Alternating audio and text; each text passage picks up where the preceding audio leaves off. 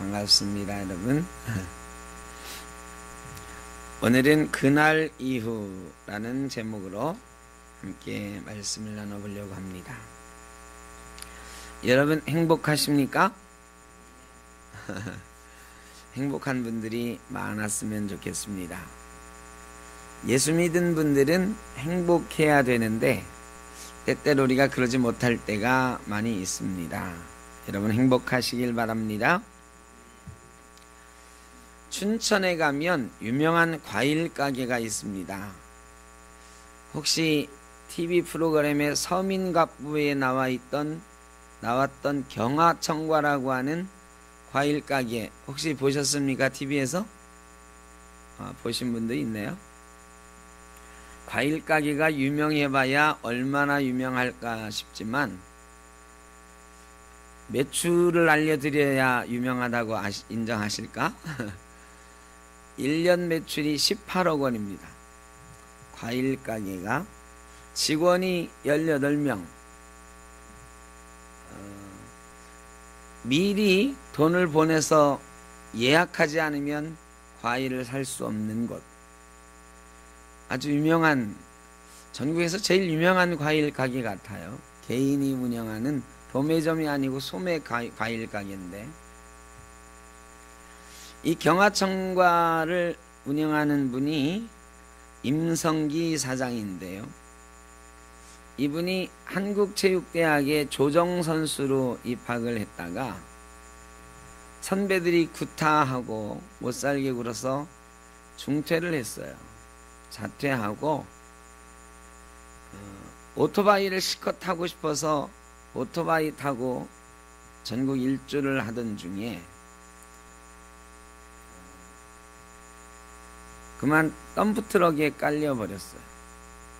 그래가지고 오른팔 한 팔을 사용하지 못하게 됐습니다. 처음에는 절단을 해야 됐는데 다행히 절단은 면하고 대신 근육과 관절이 없어져 가지고 그냥 이렇게 늘어뜨리고 사는 그런 삶이 됐어요. 이 운동선수였던 사람이, 그렇게 건강했던 사람이 팔에 장애를 입자 팔뚝에 일본어로 사이고마데라는 문신을 새기고 살았대. 사이고마데라고 하는 뜻은 최후까지 간다라는 뜻이랍니다. 그리고 그 문신을 새기고는 그저 빨리 죽기만을 바랬던 그런 인생이었어. 어디 가서 확 죽고 싶어도 용기가 없었어. 그가 택한 건 술, 담배, 가스, 본드, 노름에 찌든 삶이었습니다. 어머니가 준 차와 갖고 있던 돈을 다 말아먹고 노름하고 싶어도 돈이 없던 때 춘천에 살고 있는 누나가 일주일만 왔다 가라. 그러면 돈을 주겠다는 거예요.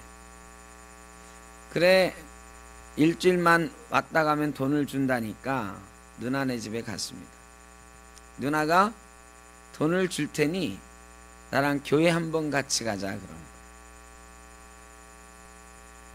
그래 누나를 따라서 교회를 갔는데 염색한 장발머리에 술냄새 풀풀 풍기고 찢어진 청바지를 입고 교회 주변을 배회하다가 그래 약속은 약속이니까 하고 담배를 2가치를 연달아서 막 피고 교회로 들어갔다. 술냄새, 담배 냄새에 찌들어 있는 이 사람을, 그런데 그의 나이 26이었는데요. 그 교회 청년 선배들이 너무너무 잘 받아주는 거예요. 친절하게 대해주는 거예요. 처음에만 그러려니 했는데 며칠 지나도 여전히 잘 해주는 거예요. 사람들이 너무너무 기뻐하는 것이 보이고 행복해 보였어요. 자기와는 너무나도 다른 삶을 살고 있는 그 사람들을 보면서 저 사람들이 믿고 있는 예수는 누구일까 알아보고 싶어졌답니다.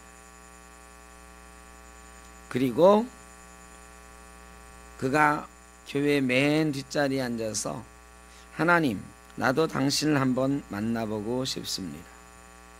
그러면서 예수를 믿기 시작했습니다. 망난이었던 그가 변했다는 소리를 듣고는 매일 굿하면서 아들을 위해서 기도하던 어머니가 굿판을 때려치고 예수를 믿기 시작했습니다. 주 예수를 믿으라, 그리하면 너와 네 집이 구원을 받으리라는 말씀이 그 임성기 씨의 가정에 그대로 이루어졌습니다. 그의 부인은 이경하 사장입니다. 그래, 부인의 이름을 따서 경하청과라고 그랬는데, 이분의 친정집은 40년 동안 춘천에서 과일 장사를 하던 집이었습니다. 그런데 IMF 외환위기 때 폭삭 망하고 그 가정이 풍비박산이 났습니다. 잘 살던 집안의 딸로 잘 자라던 이 이경하 사장은 그만 식음을 전폐하고 우울증에 걸려서 그저 폐인 비슷한 삶을 살아갔습니다. 이 사장이 우울증으로 힘들어하고 있을 때에 어떤 청년들이 와가지고 그 어머니에게 하나님을 아십니까? 예수님 아십니까? 하고 물어봤어요. 문득 어머님 마음에 내 딸도 혹시 하나님을 믿으면, 예수님을 믿으면 저 우울증으로부터 해방되지 않을까 하는 생각이 들어서 나 말고 내 딸 좀 전도하세요, 이렇게 부탁을 했대요. 그래 그 청년들이 가서 이경하 씨를 전도를 했습니다.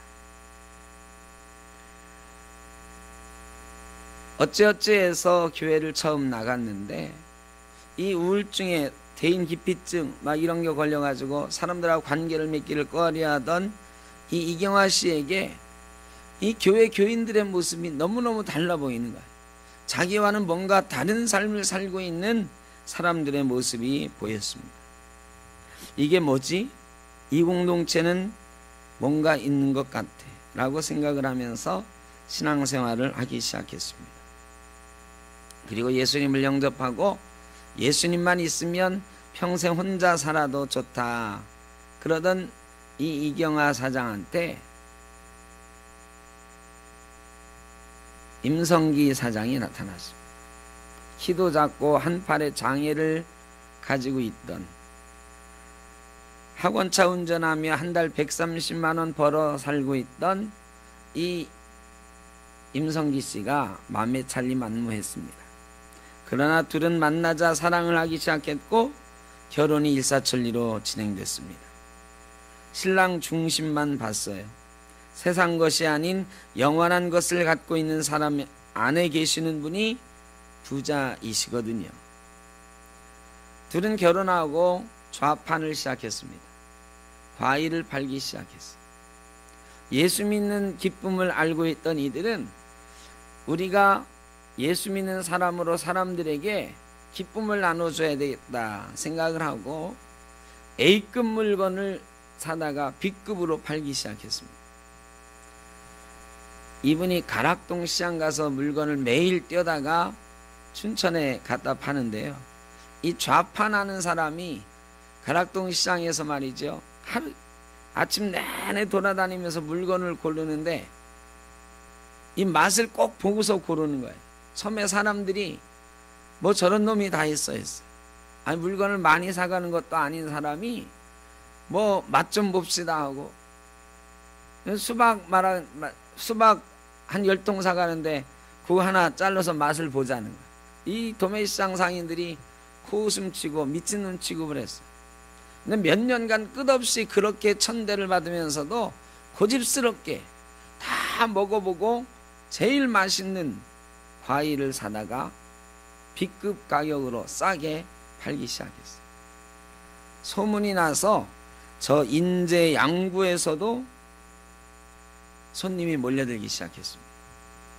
그리고 서민갑부라는 TV 프로그램에 나온 다음에는 장사를 배우겠다는 사람 또 친구에게 사기당해서 죽고 싶었는데 당신도 죽고 싶었던 때가 있었다는 얘기를 듣고 찾아왔다는 사람, 이런 사람들이 함께 직원으로 일을 하기 시작했습니다. 그리고요, 그 과일가게 제가 가보진 않았는데 여기저기 자료를 찾아보니까요, 찬양을 틀어놓고, 이제 좌파는 끝나고 가게를 하나 얻었는데요, 찬양을 틀어놔요. 하루 종일 찬양을 틀어놓고 장사를 하는데요, 거기 예수 믿는 청년들이 다 직원이에요.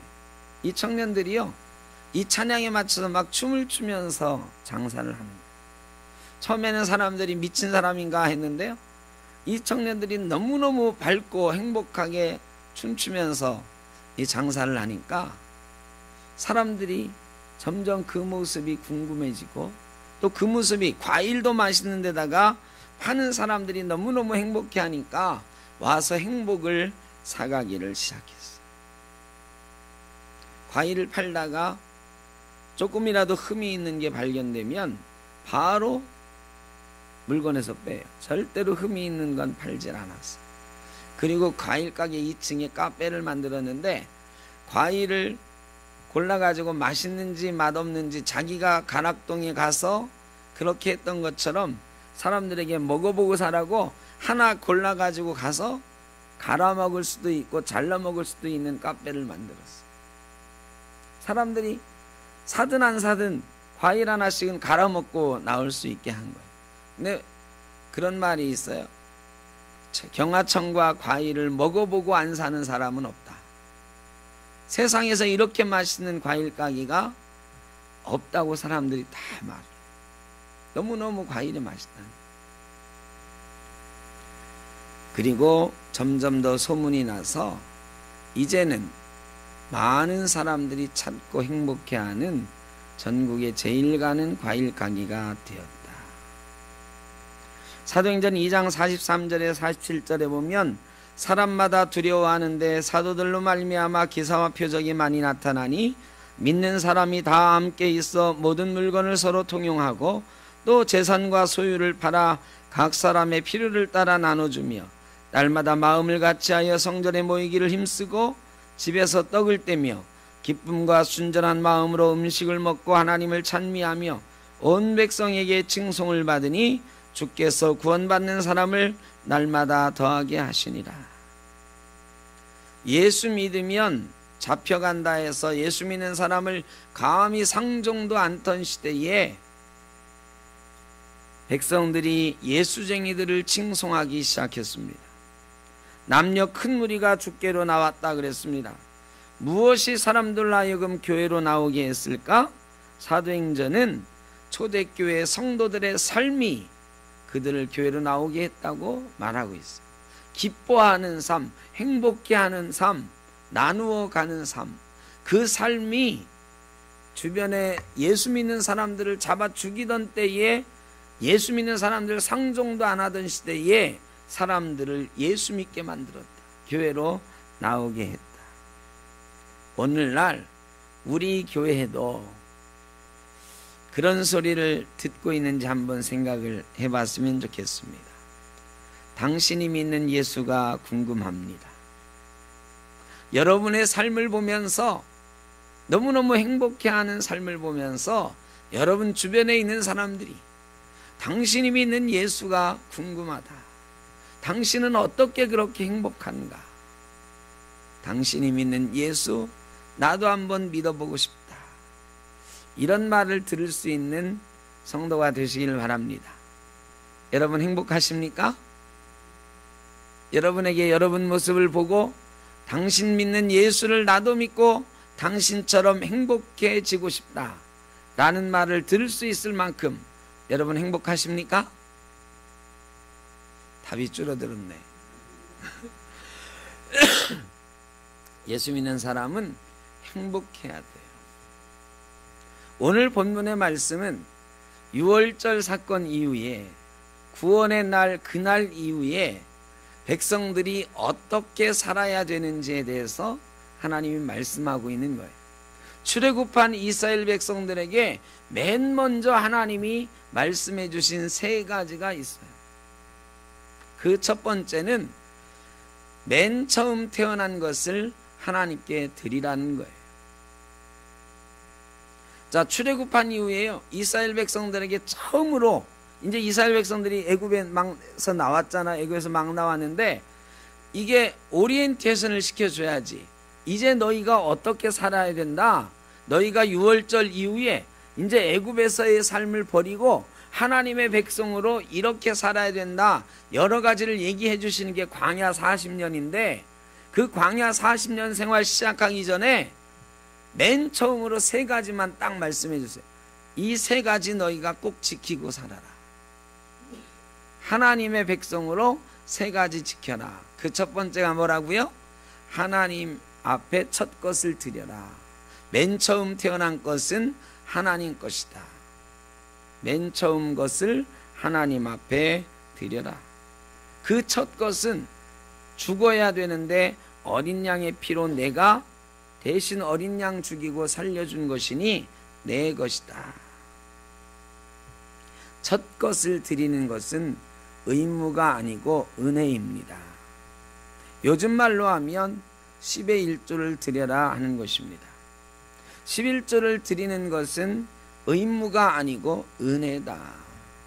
이 하나님께 첫 것을 구별하여 드리는 삶은 어떤 삶이냐? 우리의 모든 것이 다 하나님이 주신 것인데 그 중에 일부분을 드리면서 나머지는 하나님 것인데 내게 주셨다 하는 거예요. 나머지는 너희 마음대로 써도 된다. 이렇게 말씀하십니다. 이게 은혜죠. 다 하나님 것인데 첫 것만, 일부만 하나님께 드리고 나머지는 다 쓰게 하셨으니 은혜다. 두 번째는 우리가 쓰는 것들이 원래 누구 거라고요? 하나님 것인데 하나님 것이 사용될 때에 하나님이 간섭하시겠어요? 안 하시겠어요? 우리가 첫 것을 드리는 것은 10의 1조를 드리는 것은 뭐냐? 이것이 다 하나님이 주신 것입니다. 하나님 것입니다를 인정하는 거예요. 우리가 인정하고 나머지 9을 쓸 때에 하나님이 내 것을 가지고 제가 잘 써야지, 제가 복을 받아야지 하는 마음이 있으시다는 거지. 그래서 나머지를 쓸 때에 큰 복을 주신다. 약속하셨어요. 말라기서에 보면 그래서 11조를 드리고 하나님이 복 주시는지 안 주시는지 시험해봐라 그랬어요. 첫 것을 드리는 것은 나머지 것을 쓸 때에 하나님 주시는 복을 기대하는 삶이다. 그래서 첫 것을 드리면 직장도 하나님의 직장이요, 우리가 하는 사업도 하나님의 사업이요, 하나님이 친히 책임지시고 경영하시는 그런 하나님의 것이 된다는 것입니다. 하나님을 으뜸으로 사는 예배 드리는 삶이 거기에 있어요. 주권을 하나님께 드리는 삶이에요. 하나님의 결정권을 인정해 드리는 삶이에요. 내 인생의 중심을 하나님 앞에 드리는 삶이라는 상징으로 첫 것을 하나님께 드리라는 거예요. 꼭 물질만을 말하진 않아요. 시간의 첫 것을 드리는 것, 새벽 제단을 쌓든지 일주일에 처음을 예배드리고 시작을 하든지 이런 것들이 다 하나님의 것이라는 걸 인정. 내 인생의 시간은 다 하나님 것인데 그 첫 것을 하나님 앞에 드리고 내가 시작합니다.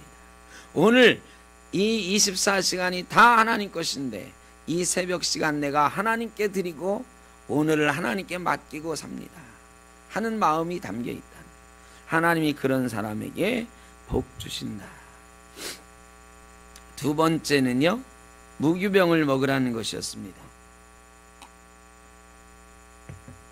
두 번째는 무교병을 먹으라, 누룩을 가까이 하지 말라라는 것이었어요. 너희가 요 절기 때 구원받은 이후로는 유월절 지키면서 유월절 이후에 일주일 동안은 무교병을 먹어라. 이게 하나님이 두 번째 주신 명령이에요. 출애굽한 이후에 하나님이 주신 명령, 유월절 때 했던 말씀을 한 번 더 하시면서 이제 너희가 출애굽한 백성으로 하나님의 백성으로 사는데 첫 번째는 하나님의 것을 드리고 두 번째는 무기병을 먹어라. 누룩을 먹지 마라. 어떤 목사님이요, 전도사로 어디 교회 갔더니 성도님들이 기도할 때 그러더래요. 기도할 때에 그 어떤 이제 부서를 맡았을 거 아니에요? 그 부서의 교육부겠죠. 부장님이나 집사님들이, 선생님들이 기도하면서 언젠가부터 그렇게 기도하더래요. 하나님, 하나님이 세우신 우리 전도사님, 하나님의 어린 종, 하나님이 기억하시고. 그래 몇 년 동안 내내 어린 종 하면서 기도하더래. 그래 마음으로 사람들이 나를 어리다고 얕잡아 보나 이런 생각이 들었대. 그 다음에 이제 부목사가 돼가지고 어떤 교회를 갔는데 이제 담임 목사님을 위해서 기도하고 또 부목사들을 위해서 기도하는데 이 부목사를 위해서 기도할 때는 또 장로님, 집사님, 권사님들이 우리 부목사님 젊은 종 하나님이 지키시고 젊은 종 그러더래. 그래가지고 이 목사님이 좀 화가 났대요. 나는 언제 어른 종 대접을 받나. 그래 지금 나이가 많이 드셨는데 사람들이 뭐 그렇다고 어른 종 하면서 기도하나? 그렇게는 안 하지. 그런데요, 지금은 그때가 그립다 그런 얘기를 하시더라고요. 사람들이 어린 종이라고 부를 때, 젊은 종이라고 부를 때 그때가 그립다. 그때는 내가 전도사로서 목사로서 열정이 있었고 순수한 마음이 있었는데 지금은 어른이 되었지만 나는 이미 때가 많이 묻고 누룩이 많이 묻은 사람이 되었다. 내가 다시 어린 종이 될 수 있다면, 다시 젊은 종 될 수 있다면 좋겠다. 여러분은 어떠십니까? 예수 처음 믿었을 때 그 순수했던 마음, 그 감격적인 마음, 이런 마음들 지금 그대로 가지고 계십니까? 아니면 이 목사님처럼 누룩이 많은 종, 어른 종 되셨습니까? 여러분, 누룩을 가까이 하지 말라는 거예요. 예수 믿은 사람이 세상 습관을 계속 접하고 가지고 살고 있으면 언젠가는 열정을 잃어버리고 감사한 마음을 잃어버리고 예수 믿는 기쁨을 잃어버리고 세상 사람들처럼 똑같이 염려하며 근심하며 미워하며 분노하며 살아갈 때가 된다. 저도 가만히 생각해 보니까 그래. 진짜 그래. 내가 처음 전도사 되었을 때 25살에 요 옆에 구루동에서 전도사 처음 시작했을 때 그때는요, 제가 말씀드렸잖아요. 제가 3년 동안 추석, 설 집에 간 적이 없어요. 3일 연휴 내내 제가 당직하겠습니다 했어요. 그래, 나 혼자 총각이라고 결혼 안 했다고요. 제가 3년 내내 명절 때 당직했어요. 그리고 전도사, 교육전사 일주일에 한 번만 나가면 되는데 제가 일주일에 한 3, 4일은 교회 나가서 봉사했어요. 주보도 제가 만들었어요. 토요일날 교회 주보도 제가 지금처럼 컴퓨터로 할 때가 아니에요. 을지로 가지고 활판 찍어가지고 거기 따붙이게 해가지고 막 만들 때인데 말이죠. 목사님이 옷 짜놨다고 하면 다시 가가지고 토요일 밤에 다시 만들. 근데 지금 세상 편해졌는데 조금만 뭘 해야 된다고 하면 불편하고 불만이 생기고 때가 많이 묻었어요. 맨 처음에 열정과 감사함이 없었어요. 목사 안수 처음 받을 때 가졌던 그런 마음들 너무너무 감격적이었고, 그런데 그 감격이, 감동이 남아있는가 질문해 보면 부끄럽기 그지없습니다. 누룩이 많이 묻었어요. 누룩을 먹지 말라고. 세상 습관, 세상 죄악된 것, 세상이 즐거워하는 것, 그거 기준으로 살지 말고 하나님 기준으로 살라고 하셨는데 그래야 행복하다고 했는데 세상 것 자꾸 찾아가는 삶이 여전히 있어서 그런 것들이 채워지지 않으니 불평일 때가 많아. 여러분은 어떠십니까? 세상 습관, 세상이 즐거워하는 것, 그런 것 쫓아가지 말고 하나님 중심으로 살아야 행복하다고 하는데 우리 예수 믿는 사람들도 자꾸 세상 쫓아가다가, 세상 즐거워하는 돈 쫓아가다가, 세상 좋아하는 명예, 즐거움 쫓아가다가 예수 믿는 즐거움, 예수 믿는 행복 잃어버리고 살고 있는 것 아닙니까? 누룩을 먹는 자는 하나님과 끊어진다, 성경은 말씀하고 있는데 죄의 습관을 버리지 않으면 하나님과의 교통이 끊어집니다. 세상 따라가다 보면 하나님 안 믿는 사람처럼 돼서 하나님하고의 교통이 끊어져요. 행복할 리가 없습니다. 세 번째는요, 우리가 오늘 읽진 않았지만 13장 뒷부분에 보면 구름 기둥과 불 기둥을 쫓아 행진하라 말씀하셨어요. 구름 기둥이, 불 기둥이 일어나면 이스라엘 백성도 일어나고 구름 기둥, 불 기둥이 멈추면 행진을 멈춰라 그랬어요. 여러분, 구름 기둥, 불 기둥이 떠오를 때 떠나고 멈출 때 멈추고 이 생활이 한번 생각해 보십시오. 되게 힘들었을 것 같아요. 언제 떠나는지 알려주시나요? 안 알려줘. 언제 떠나는지, 얼마나 행진할 건지 이런 거 안 알려주세요. 한 이틀 내내 행진하다가 또 멈추고요. 여러분, 이틀 내내 행진하면서 어떤 생각이 들까요? 아유, 언제까지 가야 되는 거야? 언제 쉬게 해주시는 거야? 그러다가 멈췄어요. 멈췄는데 1시간 쉬더니 금방 또 막 일어나. 이제 여기서 며칠 쉬려니 하고 막 장막을 풀고 옷 벗고 막 씻고 하는데 구름이 갑자기 막 떠오르는 거야. 입이 이만큼 나오죠. 아니, 좀 몇 시간에도 쉬게 해주시지 또 떠나? 그런데 어떤 날은 말이죠, 1년이고 2년이고 한 군데 멈춰 있는 거야. 근데 이스라엘 백성이 제일 많이 한 게 장사 지낸 거라고 그랬잖아요. 하루에 80명씩 죽어나가는 거야. 그거 갖다가 자기들 진 옆에다가 이렇게 쌓아놓는 거거든요. 풍장. 시체 썩는 냄새가 진동을 하죠. 이게 며칠만 지나면 시체가 산더미처럼 쌓이는 거야. 200만 명이 40년 동안 죽으려면 하루에 87명씩 죽어야 돼. 하루에 87명씩 시체가 막 쌓여가는 거야. 매장하는 게 아니에요. 그냥 저 진 옆에 떨어뜨려 놓고 쌓아놓는 거야. 그러면요, 한 달만 거기 살면 시체 더미가 막 보이는 거지. 냄새는 막 날라오고. 그래서 떠돌아 다녀야 되는데 언제는 한 달이고 2달이고 이게 안 움직이는 거야. 그러면 시체 썩는 냄새랑 같이 사는 거죠. 사람들이 말이죠, 불편한 거야. 하나님이 구름 기둥과 불 기둥으로 인도하시고 보호하시는 건 좋은데 시간 좀 알려주시면 좋겠어. 하루 24시간 중에 10시간은 행진하고 멈추고 뭐 이렇게. 그런데 그러지 않았어요.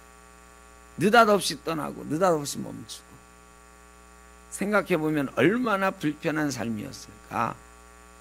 여러분, 예수 믿는 거요, 불편한 거예요.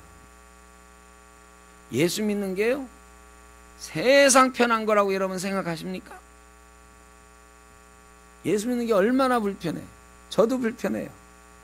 저도 주일날 아침이면요, 요새 김민성 목사님 떠나고 나서는 더 그래.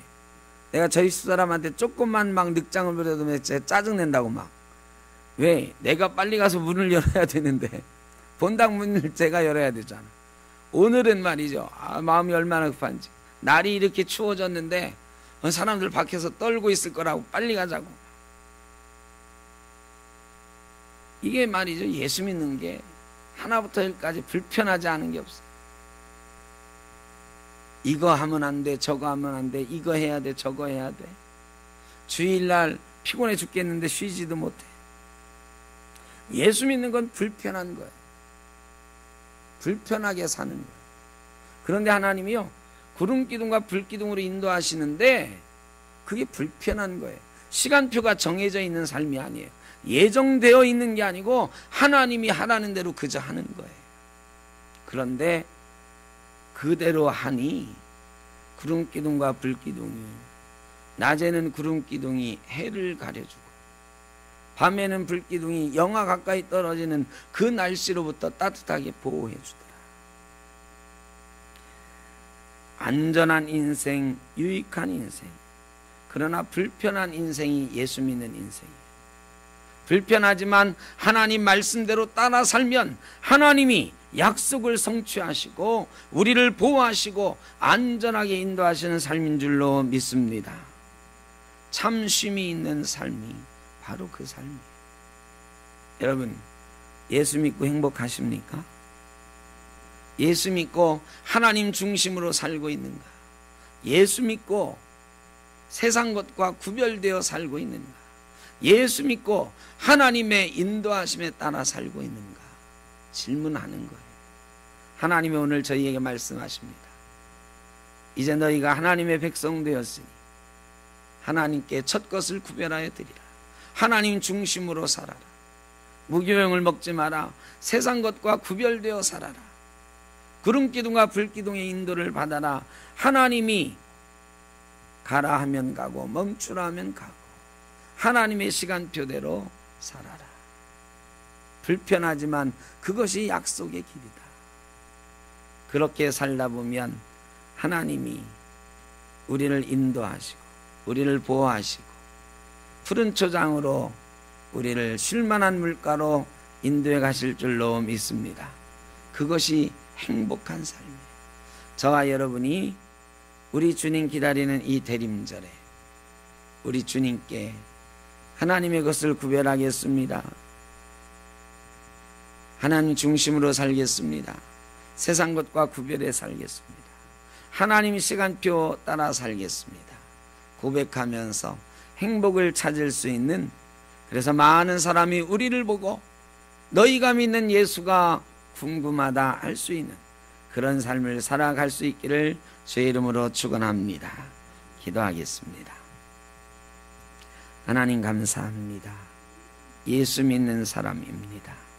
감사합니다.